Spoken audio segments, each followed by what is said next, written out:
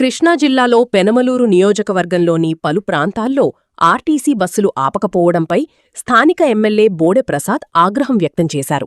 గురువారం మధ్యాహ్నం కంకిపాడు వైపు నుంచి పెనమలూరు వెళ్తున్న ఎమ్మెల్యే బోడె ప్రసాద్ కంకిపాడు కూడలిలో బస్సు ఆపకపోవడాన్ని గమనించారు.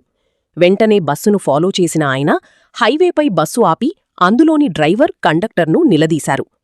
ప్రభుత్వం ఉచిత బస్సు పథకాన్ని ప్రవేశపెట్టిన తర్వాత ఆర్టీసీ నిబంధనలు, వైఖరి బాగోలేదని వారిని మందలించారు. ప్రయాణికులు ఉన్నచోట బస్సు ఆపాలని, ప్రభుత్వానికి చెడ్డపేరు తీసుకురావద్దని సూచించారు. గోసాల కూడలి వరకు బస్సులో ప్రయాణించిన ఎమ్మెల్యే ఉచిత బస్సు పథకాన్ని సద్వినియోగం చేసుకోవాలని మహిళా ప్రయాణికులకు విజ్ఞప్తి చేశారు.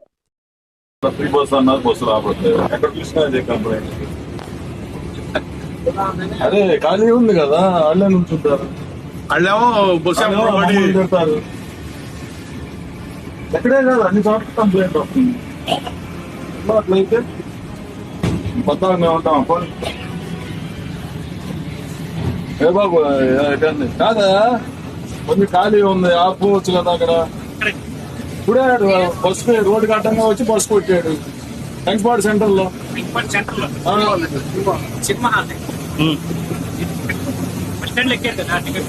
బస్ స్టాప్ లో కూడా ఆపుకోకుండా